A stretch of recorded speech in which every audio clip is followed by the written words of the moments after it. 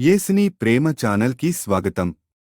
దయచేసి ఈ ఛానల్ని లైక్ చేయండి, షేర్ చేయండి, సబ్స్క్రైబ్ చేయండి. తెలుగు డైలీ ఆడియో బైబిల్ విలాపవాక్యములు 3వ అధ్యాయము. నేను ఆయన ఆగ్రహ దండము చేత బాధననుభవించిన నరుడను. ఆయన కటిక చీకటిలోనికి దారి తీసి దానిలో నన్ను నడిపించుచున్నాడు. మాటి మాటికి దినమెల్లా ఆయన నన్ను దెబ్బలు కొట్టుచున్నాడు.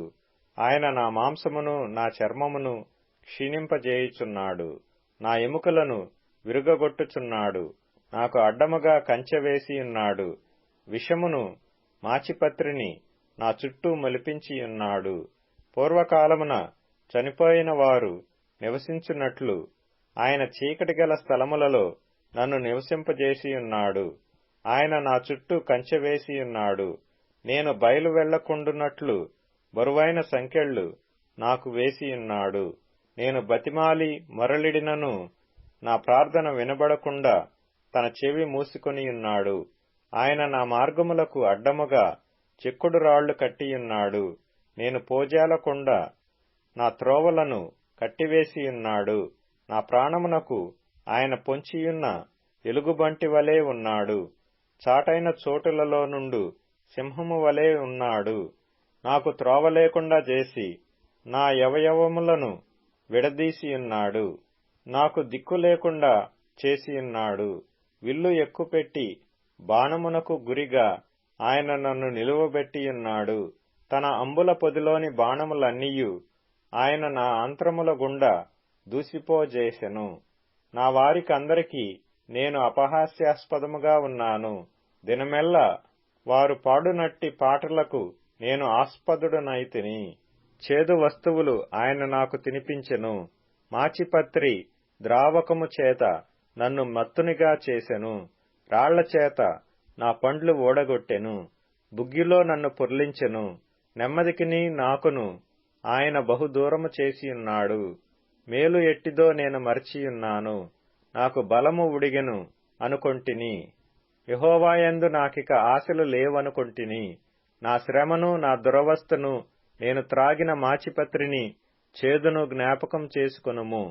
ఎడతెగక నా ఆత్మ వాటిని జ్ఞాపకము చేసుకొని నాలో కృంగియున్నది. అది నీకింకనూ జ్ఞాపకమున్నది గదా. నేను దీని జ్ఞాపకము చేసుకొనగా నాకు ఆశ పుట్టుచున్నది. యెహోవా కృపగలవాడు, ఆయన వాత్సల్యత ఎడతెగక నిల్చున్నది. గనుక మనము నిర్మూలము కాకున్న వారము. అనుదినము నూతనముగా ఆయనకు వాత్సల్యత పుట్టుచున్నది. నీవు ఎంతైనా నమ్మదగిన వాడవు. యెహోవా నా భాగమని నేననుకొనుచున్నాను. ఆయన యందు నేను నమ్మిక ఇంచుకొనుచున్నాను. తన్ను ఆశ్రయించు వారి ఎడల యెహోవా దయాళుడు. తన్ను వెదకువారి ఎడల ఆయన దయచూపువాడు. నరులు ఆశ కలిగి యెహోవా అనుగ్రహించు రక్షణ కొరకు ఓపికతో కనిపెట్టుట మంచిది. యవ్వన కాలమున కాడి మోయిట నరునికి మేలు. అతని మీద దానిని మోపినవాడు యెహోవాయే. గనుక అతడు ఒంటరిగా కూర్చుండి మౌనముగా ఉండవలెను. నిరీక్షణాధారము కలుగునేమోయని అతడు బూడిదలో మూతి పెట్టుకొనవలెను. అతడు తన్ను కొట్టువాని తట్టు తన చెంపను త్రిప్పవలెను. అతడు నిందతో నింపబడవలెను. ప్రభువు సర్వకాలము విడనాడడు. ఆయన బాధ పెట్టినను తన కృపా సమృద్ధిని బట్టి జాలిపడును. హృదయపూర్వకముగా ఆయన నరులకు విచారమునైనను బాధనైనను కలుగజేయడు. దేశమునందు చెరపట్టబడిన వారినందరినీ కాళ్ల క్రింద త్రొక్కుటయు, మహోన్నతుని సన్నిధిని నరులకు న్యాయము తొలగించుటయు, ఒకనితో వ్యాజ్యమాడి వానిని పాడు చేయుటయు ప్రభువు మెచ్చు కార్యములు కావు. ప్రభువు సెలవు లేనిది మాట ఇచ్చి నెరవేర్చగలవాడెవడు? మహోన్నతుడైన దేవుని నోట నుండి కీడును మేలును బయలువెళ్ళును గదా. సజీవులేలా మూల్గుదురు? నరులు తమ పాప శిక్షను బట్టి ఎలా మూల్గుదురు? మన మార్గములను పరిశోధించి తెలుసుకొని మనము యెహోవా తట్టు తిరుగుదము. ఆకాశమందున్న దేవుని తట్టు మన హృదయమును మన చేతులను ఎత్తికొందము. మేము తిరుగుబాటు చేసిన వారము, ద్రోహులము. నీవు మమ్మను క్షమింపలేదు. కోపము ధరించుకొనిన వాడవై నీవు మమ్మను తరుముచున్నావు. దయ తలచక మమ్మను చంపుచున్నావు. మా ప్రార్థన నీ యొద్ద చేరకుండా నీవు మేఘము చేత నిన్ను కప్పుకొనియున్నావు. జనముల మధ్య మమ్మును మష్టుగాను చెత్తగాను పెట్టియున్నావు. మా శత్రువులందరూ మమ్మను చూచి ఎగతాళి చేసెదరు. భయమును గుంటయు పాడును నాశనమును మాకు తటస్థించినవి. నా జనులకు కలిగిన నాశనమును నేను చూడగా నా కన్నీరు ఏరులై పారుచున్నది. యెహోవా దృష్టియుంచి ఆకాశము నుండి చూచు వరకు నా కన్నీరు ఎడతెగక కారుచుండును. నా పట్టణపు కుమార్తెలందరినీ చూచుచూ నేను దుఃఖాక్రాంతుడనైతిని. ఒకడు పక్షిని తరుమునట్లు శత్రువులు నిర్నిమిత్తముగా నన్ను వెనువెంట తరుముదురు. వారు చెరసాలలో నా ప్రాణము తీసివేసిరి, నా పైన రాయి ఉంచిరి. నీళ్లు నా తలమీదుగా పారెను. నాశనమైతినని నేననుకొంటిని. యెహోవా, అగాధమైన బందీగృహములో నుండి నేను నీ నామమును బట్టి మొరలెడగా నీవు నా శబ్దము ఆలకించితివి. సహాయము కొరకు నేను మొర్రపెట్టగా చెవిని మూసికొనకుము.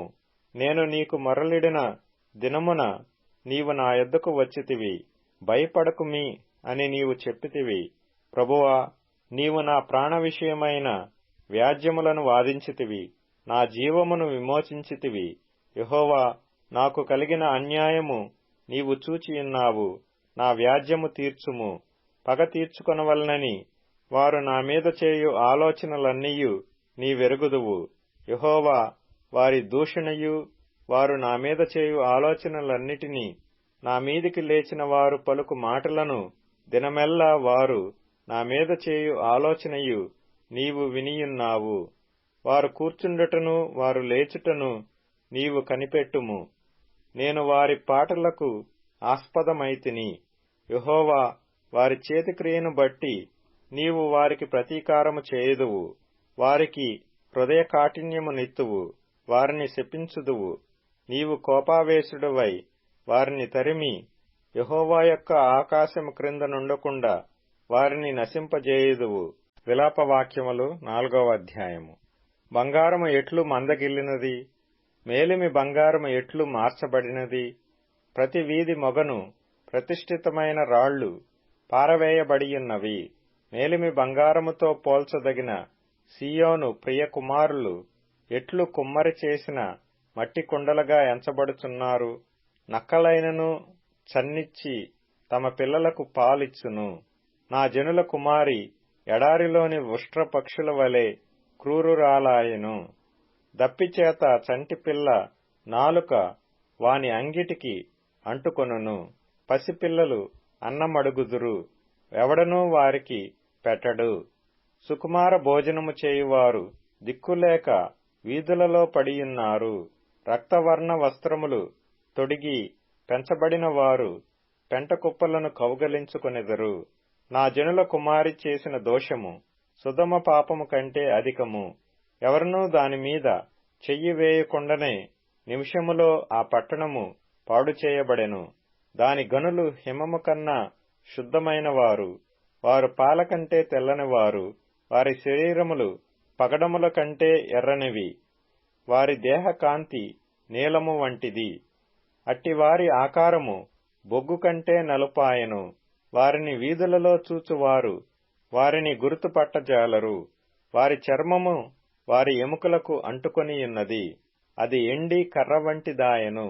క్షేమహతులు భూఫలములు లేక పొడువబడి క్షీణించిపోయెదరు. ఖడ్గహతులు క్షేమహతుల కన్నా భాగ్యవంతులు. వాత్సల్యము గల స్త్రీల చేతులు తాము కనిన పిల్లలను వండుకొనెను. నా జనుల కుమారికి వచ్చిన నాశనములో వారి బిడ్డలు వారికి ఆహారమైరి. యెహోవా తన ఉగ్రతను నెరవేర్చి తన కోపాగ్నిని కుమ్మరించెను. సియోనులో ఆయన అగ్ని రాజబెట్టెను, అది దాని పునాదులను కాల్చివేసెను. బాధించువాడుగాని విరోధిగాని యెరూషలేము గౌనులలోనికి వచ్చునని భూరాజులకైనను లోక నివాసులందరిలో మరి ఎవరికైనను తోచియుండలేదు. దానిలో నీతిమంతుల రక్తమును ఓడ్చిన దాని ప్రవక్తల పాపములను బట్టియు దాని యాజకుల దోషమును బట్టియు జనులు వీధులలో అందుల వలె తిరుగులాడెదరు. వారు రక్తము అంటిన అపవిత్రులు. ఎవరునూ వారి వస్త్రములను ముట్టకూడదు. పొమ్ము అపవిత్రుడా, పొమ్ము పొమ్ము, ముట్టవద్దని జనులు వారితోననిరి. వారు పారిపోయి తిరుగులాడుచుండగా అన్యజనులైన వారు ఇకనూ వారిక్కడ కాపురముండకూడదని చెప్పుకొనిరి.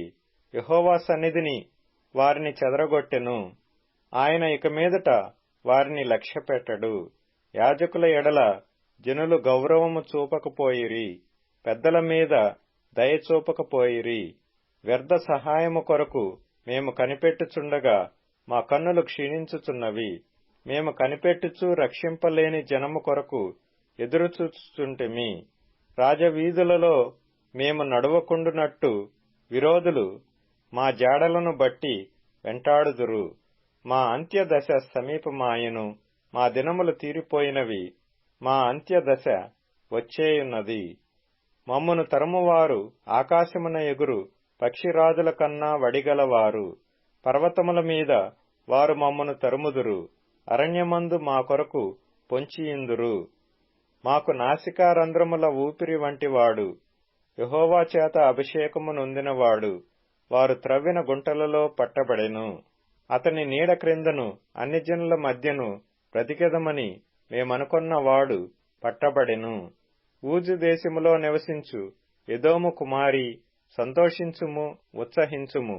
ఈ గిన్నెలోనిది త్రాగుట నీ పాలవును. నీవు దానిలోనిది త్రాగి మత్తిల్లి నిన్ను దిగంబరినిగా చేసుకొందువు. సియోను కుమారి, నీ దోషశిక్ష సమాప్తమాయెను. ఇక మీదట ఆయన మరెన్నడును నిన్ను చెరలోనికి కొనిపోడు. ఎదోము కుమారి, నీ దోషమునకు ఆయన శిక్ష విధించును. నీ పాపములను ఆయన వెల్లడిపరుచును. విలాపవాక్యములు 5వ అధ్యాయము. యెహోవా, మాకు కలిగిన శ్రమ జ్ఞాపకము చేసుకొనుము. దృష్టించి మా మీదికి వచ్చిన నింద ఎట్టిదో చూడుము. మా స్వాస్థ్యము పరదేశుల వశమాయెను, మా ఇండ్లు అన్యుల స్వాధీనమాయెను. మేము దిక్కులేని వారము, తండ్రిలేని వారము, మా తల్లులు విధవరాండ్రయిరి. ద్రవ్యమిచ్చి నీళ్లు త్రాగితిమి, క్రయమునకు కట్టెలు తెచ్చుకొంటిమి. మమ్మును తరుమువారు మా మెడల మీదికి ఎక్కియున్నారు. మేము అలసట చెందియున్నాము, విశ్రాంతి అనున్నది మాకు లేదు. పొట్టకూటికై ఐగుప్తీయులకును అష్షూరీయులకును లోబడియున్నాము. మా తండ్రులు పాపము చేసి గతించిపోయిరి. మేము వారి దోషశిక్షను అనుభవించుచున్నాము. దాసులు మాకు ప్రభువులైరి. వారి వశము నుండి మమ్మను విడిపింపగలవాడెవడనూ లేడు. ఎడారి జనుల ఖడ్గ భయము వలన ప్రాణమునకు తెగించి మా ధాన్యము తెచ్చుకొనుచున్నాము. మహాక్షామము వలన మా చర్మము పొయ్యివలె నలుపెక్కెను.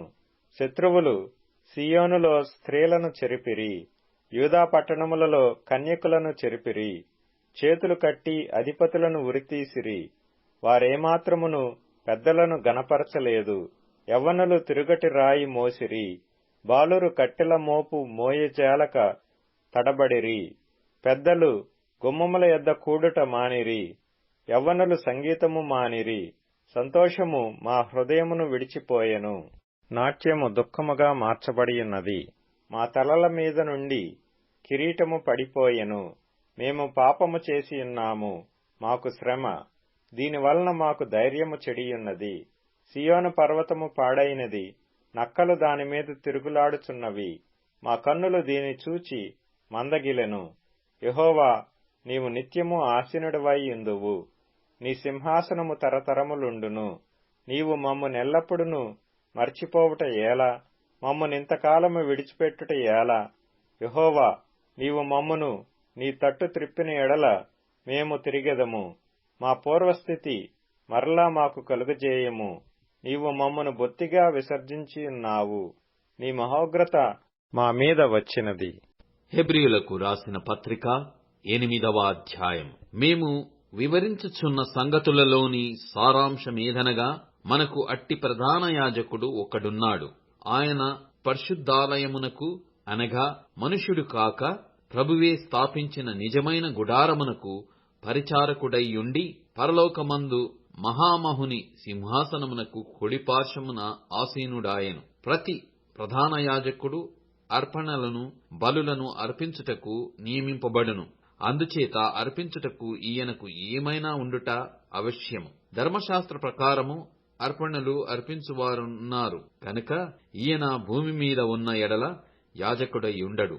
మోషే గుడారము అమర్చబోయినప్పుడు కొండ మీద నీకు చూపబడిన మాదిరి చొప్పున సమస్తమును చేయుటకు జాగ్రత్తపడుము అని దేవుని చేత హెచ్చరింపబడిన ప్రకారము ఈ యాజకులు పరలోక సంబంధమగు వస్తువుల ఛాయారూపకమైన గుడారమునందు సేవ చేయుదురు. ఈయన అయితే ఇప్పుడు మరి ఎక్కువైన వాగ్దానములను బట్టి నియమింపబడిన మరి ఎక్కువైన నిబంధనకు మధ్యవర్తి అయ్యున్నాడు గనుక మరి శ్రేష్టమైన సేవకత్వము పొందియున్నాడు. ఏలయనగా ఆ మొదటి నిబంధన లోపము లేనిదైతే రెండవ దానికి అవకాశముండనేరదు. అయితే ఆయన ఆక్షేపించి వారితో ఇలాగు చెప్పుచున్నాడు. ప్రభువు ఇట్లనెను, ఇదిగో ఒక కాలము వచ్చుచున్నది, అప్పటిలో ఇశ్రాయేలు ఇంటివారితోనూ యూదా ఇంటివారితోనూ నేను క్రొత్త నిబంధన చేయుదును. అది నేను ఐగుప్తు దేశములో నుండి వీరి పితరులను వెలుపలికి రప్పించుటకై వారిని చేయి పట్టుకొనిన దినమునము వారితో నేను చేసిన నిబంధన వంటిది కాదు. ఏమనగా వారు నా నిబంధనలో నిలవలేదు గనక నేను వారిని అలక్ష్యము చేసితిని అని ప్రభువు చెప్పుచున్నాడు. ఆ దినములైన తరువాత ఇశ్రాయేలు ఇంటి వారితో నేను చేయబోవు నిబంధన ఏదనగా వారి మనస్సులో నా ధర్మ విధులను ఉంచెదను, వారి హృదయముల మీద వాటిని వ్రాయుదును. నేను వారికి దేవుడనయ్యుందును, వారు నాకు ప్రజలయ్యుందురు. వారిలో ఎవడును ప్రభువును తెలిసికొనుడని తమ పట్టణస్థునికైనను తన సహోదరునికైనను ఉపదేశము చేయడు. వారిలో చిన్నలు మొదలుకొని పెద్దల వరకు అందరును నన్ను తెలుసుకొందురు. నేను వారి దోషముల విషయమై దయగలిగి వారి పాపములను ఇకను ఎన్నడును జ్ఞాపకము చేసి కొననని ప్రభువు సెలవిచ్చుచున్నాడు. ఆయన క్రొత్త నిబంధన అని చెప్పుట చేత మొదటిది పాతదిగా చేసియున్నాడు. ఏది పాతగిలి ఉడిగిపోవునో అది అదృశ్యమవుటకు సిద్ధముగా ఉన్నది. దయచేసి ఈ ఛానల్ని లైక్ చేయండి, షేర్ చేయండి, సబ్స్క్రైబ్ చేయండి.